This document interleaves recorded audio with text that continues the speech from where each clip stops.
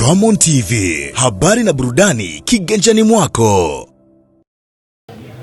Bwana, jina langu ni Gift Mario na hii ni RTV Tanzania. Niko Magomeni. Magomeni bwana, kuna nini? Magomeni kuna vitu vingi sana ambavyo si wengi ambavyo mnavifahamu, ambao mnavijua, lakini mimi leo hii nimekuja kukujuza kuhusiana na vipaji vya mpira wa miguu ambavyo vinapatikana katika eneo la Magomeni. Pembeni yangu hapa bwana naye brother. Ukiwa mtu wa mpira bwana, maisha yako waga hayabadiliki. Yaani ukimuona kama kazaliwa jana, kumbe ndo yule ambaye tumezoea kumuona. Bwana kwema? Kama kawa mwanao. Sasa mimi nakufahamu kama Gustavo. Wewe wao wanakujuaje? Kwa Magomeni au nje ya Magomeni? Magomeni hapa kwanza. Magomeni maarufu Kibabu. Kibabu? Kwa nini Kibabu? Ni jina tu hilo. Nilitokea wapi? Kwa sababu unajua tunaamini kila mtu ana chanzo cha jina lake. Kuna brother wangu, mtoto wa babangu mkubwa. Ndo alikuwa na jina hilo. Okay. Kwa hiyo mzee naye kama amenibariki tu. Sema sio official. Kwa kwenye cheti ni Gustavo Simon. Sasa Gustavo bwana, miongoni mwa vitu ambavyo tunajivunia sisi wakazi wa Magomeni ni kipaji chako. Lakini wengi tumekujua kwenye huku kwenye timu kubwa, ligi kubwa. Wewe pasi na shaka kuna sehemu ulitokea. Ilikuwaje? Kwanza tupe kwa ufupi tu kutoka Magomeni mpaka hapo kwenye ligi kubwa. Hatua ilikuwaje? Gustavo ametokea katika kituo cha Kisa ambacho kinapatikana ndani ya Magomeni katika uwanja Mzimuni. Historia fupi ambayo Gustavo labda hadi hapo amefikia, ilikuwa tumeenda kucheza mechi ya utangulizi na Yanga under 20. Kipindi hicho alikuwa mwalimu wa senior team, alikuwa ni Mwenye Zaira. Pata nafasi tukacheza nao uzuri katika ile mechi, naye mwalimu wa Yanga kipindi kile Mwenye Zaira aliwahi katika ile mechi. Kwa baada ya kuniona mimi nimecheza vile, akawa amevutiwa na uwezo wangu, akanipointi niweze kuungana na timu ya vijana ya Yanga kwa mwanzoni. Ndio safari ikawa hapo kama bahati. Naamini kama bahati. Sawa, kutoka kwenye academy ya nyumbani Magomeni mpaka kwenda kwenye timu ya under 20 ya Yanga. Kuna kitu gani ambacho kilikuwa cha pekee zaidi ambacho mpaka leo hii bado unakikumbuka? Nadhani kwanza kitu cha pekee ambacho watu wengi labda hawakifahamu. Mimi nilipopointiwa kwenda timu ya vijana ya Yanga, kwa mara ya kwanza sikwenda kufanya mazoezi na timu ya vijana ya Yanga. Mwalimu akanipointi kwamba niende senior team. Kwa mara ya kwanza mimi kama kijana kipindi hiko nikawa nimeshtuka na mimi mwenyewe sikuamini kwamba naenda kutrain na timu kubwa kama Yanga, wachezaji wakubwa. Hilo ndio jambo pekee ambalo kwangu mimi siwezi kulisahau. Ni ule uaminifu ambao mwalimu kipindi kile alionyesha kwangu. Siri ya kipaji chako ni ipi? Kwa sababu kila mtu tunaamini, mtatuambia mazoezi, wengine wanatuambia kulala vizuri, lakini kuna kitu kingine cha ziada ambacho naamini wewe kwako kimekuwa chanzo cha wewe kufanya vizuri. Nadhani siri ya kipaji changu ni mazoezi, pia kikubwa ni ushirikiano ambao naupata nyuma yangu kutoka kwa wazazi na baadhi ya watu ambao wananisimamia ndani ya mchezo. Hiyo ndio siri kubwa. Sawa, bwana, basi na shaka wakati unakipiga hapa Magomeni hapo kuna washikaji zako ambao unawajua kwamba walikuwa ni mafundi sana. Au ni washikaji zako ambao mmetoka wote pamoja na sasa hivi bado wapo kwenye michuano, kwenye ligi hizi, wengine tayari wanaweza kawa washaachana na masuala ya mpira, lakini wapi ambao sisi tunawafahamu na wewe walikuwa wanao tangu kipindi hicho? Watu wapo wengi ambao mimi nimecheza nao na wengine wanacheza madaraja ya juu na ya chini. Wapo wengi sana kwa sababu tumetoka ndani ya kituo. Kituo sio kwamba anaweza akatoka Gustavo tu.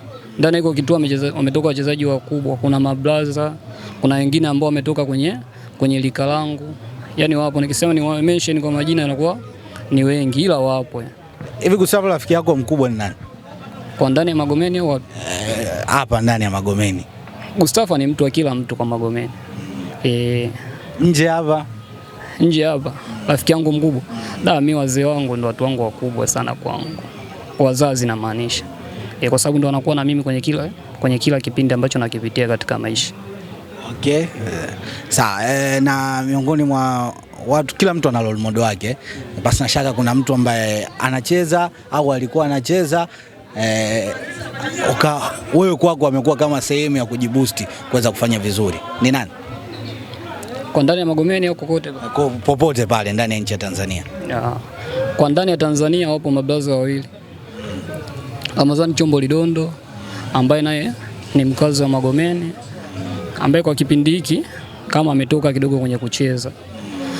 Pia ndani ya Magomeni hapa anatoka Salum Abubakar Shoboy.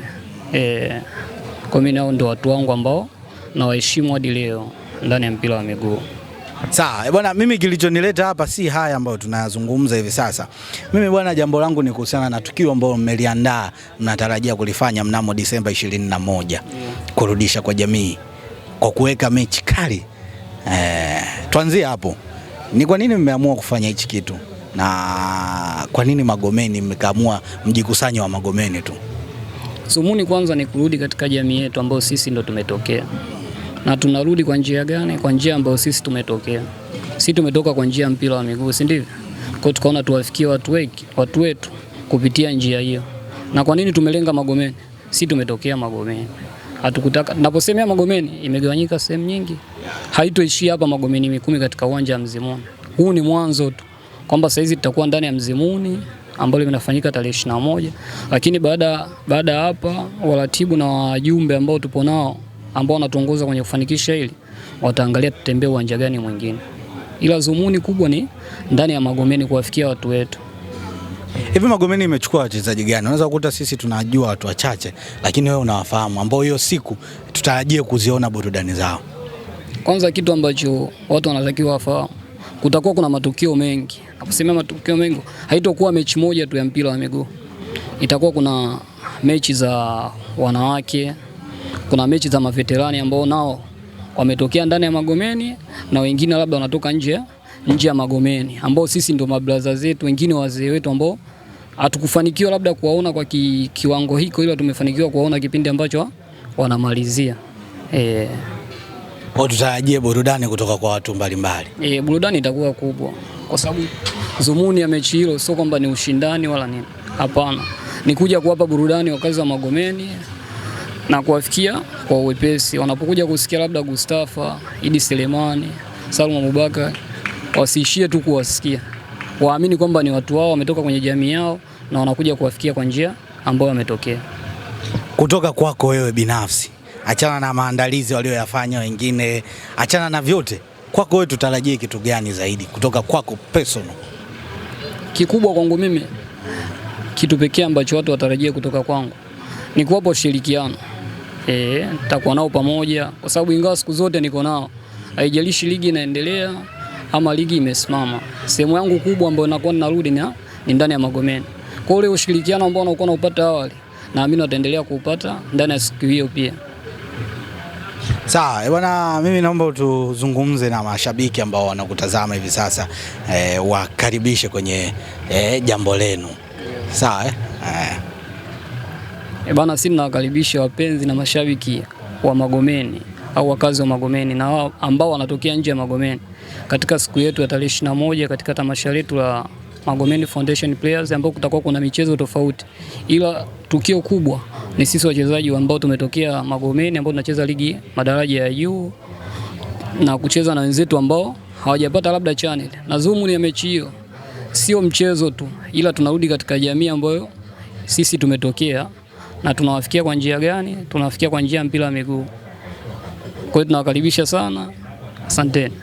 Sawa, bwana, shukrani sana. Huyu ni Gustafa ambaye yeye ameamua kuungana na wana Magomeni wenzie kuhakikisha jambo lao linakwenda vizuri. Wewe mtazamaji ambaye unanitazama hivi sasa, nakwambia tu kama uko ndani ya Dar es Salaam lakini pia uko nje pembezoni humu, unayo nafasi ya wewe kuja kushuhudia, kwa sababu ni mara chache sana tunapata fursa ya kuwaona wachezaji katika mazingira ya kwao, mahali ambako wametokea. Cha kufanya wewe ni kuendelea kujiandaa vizuri, kwa sababu kwa taarifa nilizonazo kuna kiingilio au ni bure kama kweli? Hakutakuwa na kiingilio kwa sababu ni bure. Ni mara ya kwanza tunafanya.